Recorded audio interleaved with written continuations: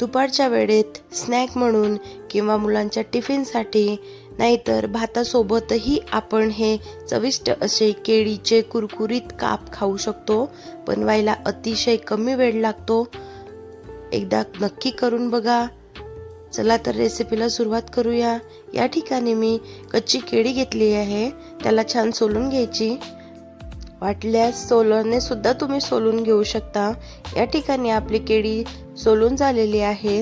त्यानंतर त्याचे छान काप करून घ्यायचे। आवडीप्रमाणे आपण लहान मोठे करू शकता, पण काप करताना एकदम बारीक सुद्धा स्लाइस करू नका। बघा, या प्रकारे मी करून घेतलेले आहे स्लाइस। आता याला मॅरिनेट करण्यासाठी आपण एक मसाला बनवूया। मी एका बाउलमध्ये सर्व काप घेऊन घेतलेले आहे। त्यावरती अर्ध्या लिंबाचा रस मी त्यावरती पिळून घेतलेला आहे। नंतर लाल तिखट घ्यायचं आहे। मुलांसाठी बनवणार असेल तर तिखट थोडं कमी करू शकता। थोडंसं मीठ घ्यायचं आहे चवीप्रमाणे। हळद टाकून घ्यायची आपल्याला।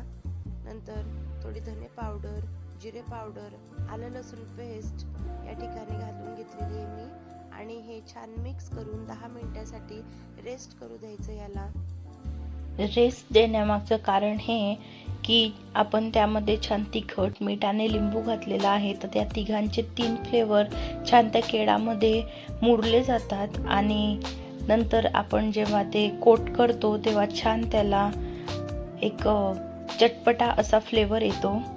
आता आपण या ठिकाणी एका प्लेटमध्ये रवा घेतलेला आहे आणि तिखट थोडं आणि मीठ मी असं घालून त्यामध्ये आपण भिजवून घेतलेले केळीचे काप डीप करून तव्यावरती ठेवून घेत आहे।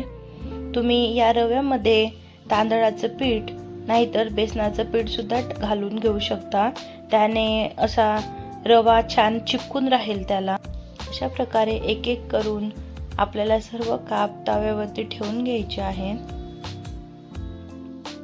काप टाकल्यानंतर साईडने थोडं तेल सोडायचं आणि एक बारीक गॅसवरती 2 ते 3 मिनिट नंतर ते काप आपल्याला छान पलटवून घ्यायचे आहेत। तुम्ही चिमट्याच्या साहाय्याने किंवा सराट्याच्या साहाय्याने ते उलटवू शकता। एक 5 ते 6 मिनिटांनंतर मी चेक करून पाहिलं, माझे काप तयार झालेले आहेत। मी एक वेळा त्यांना उलटवून घेतलेलं होतं। तुम्हाला जर वाटलं की तेलाचं प्रमाण हे जरा जास्त आहे तर तुम्ही त्या कापांना असं तव्याच्या साईडला लावून घ्यायचं आणि मध्ये दुसरे कापांची बॅच टाकून घ्यायची आहे आपल्याला। जे काही एक्स्ट्राचं तेल असेल ते तेल लगेच निघून जाईल त्यामध्ये।